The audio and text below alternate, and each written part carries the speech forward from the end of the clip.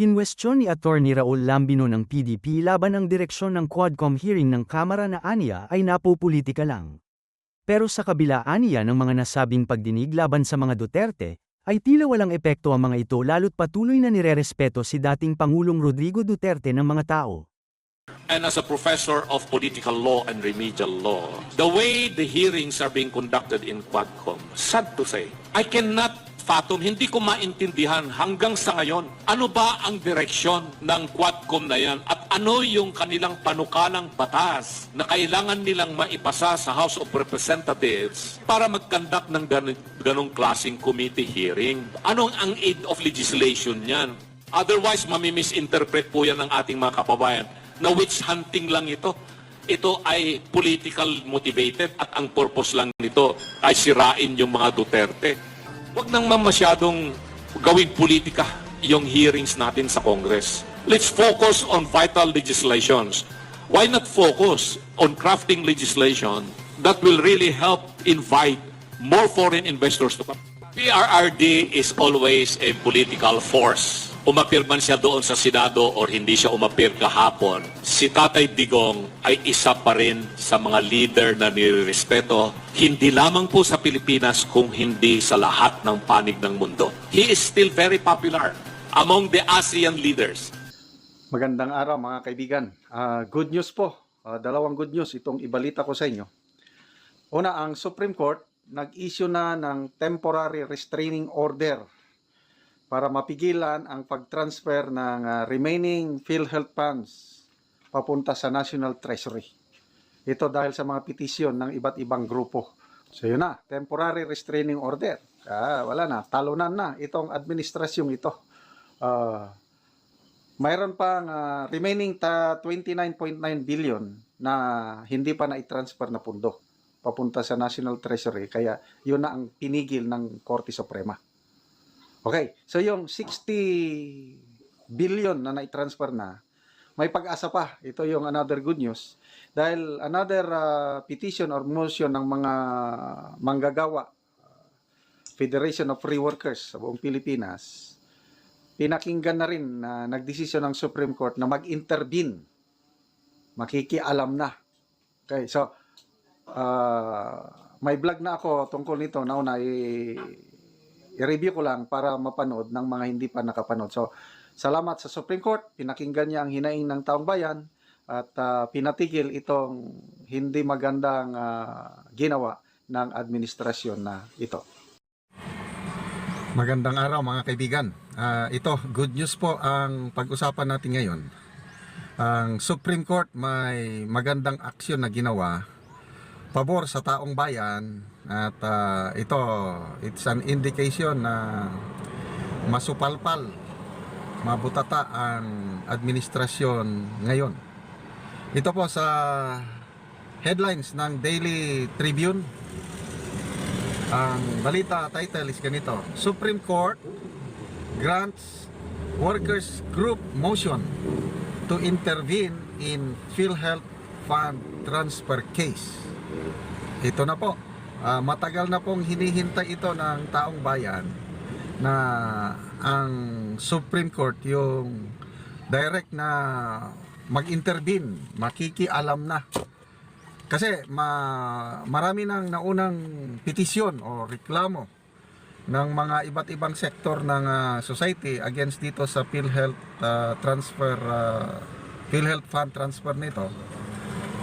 Ngayon lang nagdesisyon ang Supreme Court ng it's a very significant step towards the protection of workers' rights, yung sustainability ng public healthcare. Okay, so mayroong sa dami na ng petisyon, mayroong isang workers group o grupo ng mga manggagawa na talagang maganda ang desisyon ng Supreme Court. Ito pong Federation of Free Workers at saka nagkaisa Labor Coalition. They were represented by Attorney Sunny Matula. So nag-file ng motion na makikialam sana ang Supreme Court para matigil itong desisyon na ito ng Marcos administration at ito na nga, meron ng Supreme Court resolution dated October 8, natanggap ng mga petitioners noong October 22. Kaya ito, nalaman na natin na approve o granted yung motion ng mga petitioners, itong mga workers, na makikialam na, direct na makikialam ang Supreme Court. Kasi yung mga naunang petisyon, ang dami na yan, mga pinakaunang nagpetisyon yan, sina Senator Bongo, Senator Pimentel, yung Bayan Muna, Makabayan Black, ang dami na. Siguro baka malapit ng 10 petisyon o motion, kaso na naisampa sa Supreme Court tungkol sa PhilHealth issue na ito. Nakakatuwa naman at itong motion or petition ng Federation of Free Workers and Nagkaisa Labor Coalition, finally na napakinggan ng Supreme Court na direct makikialam. Kasi yung mga unang petition, nag-schedule pa ng Supreme Court ng oral arguments. Ngayon pang January of 2025. Oral arguments, palitan ng opinion, papakinggan ng Supreme Court. Nakita, pag oral arguments pa lang, wala na, mauubos na ang pondo ng PhilHealth kasi as of now, 60 billion na ang naitransfer na pondo eh. So by January, baka ubos na. Ang last transfer is March next year.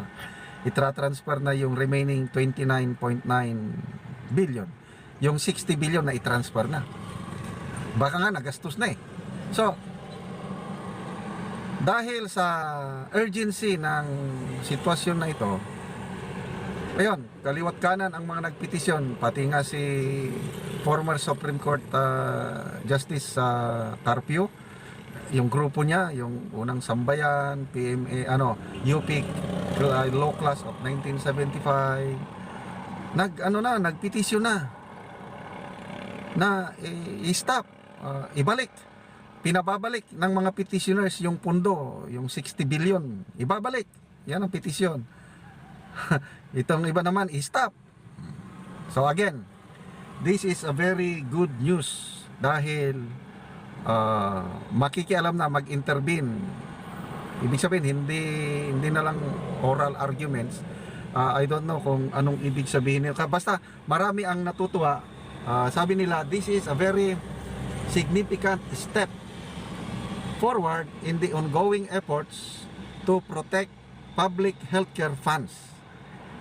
Itong action na ito ng Supreme Court, yung mag-intervene na talaga, it will ensure accountability and transparency in handling public funds. Okay?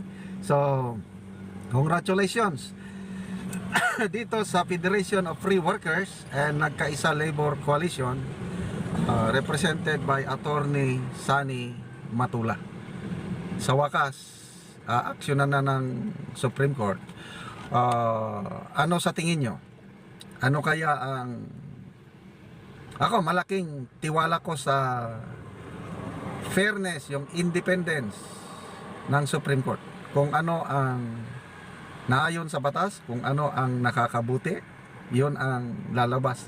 Yan ang tingin ko sa Supreme Court. Hindi nai-influensya, lalo na ito. Kasi millions of Filipinos, yung kalusugan nila ang nakataya. And I believe sa dami na ng petisyon, aabot na ng 10 petisyon siguro ito, iba't ibang grupo, I believe ang Supreme Court nakita niya na yung severity of the problem.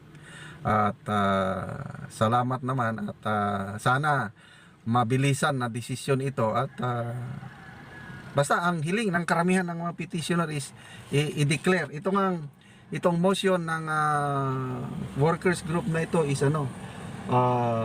they argue such move, sabi nila ito yung petition nila is it raises the legality and constitutionality of the fund transfer. Labag sa konstitusyon. It's illegal. Tapos, yung petition na ito, it emphasizes its potential to severely undermine the financial integrity of PhilHealth funds. Kasi pinapakialaman na ng national government eh. So, anong mangyari sa financial integrity, stability ng pundong ito?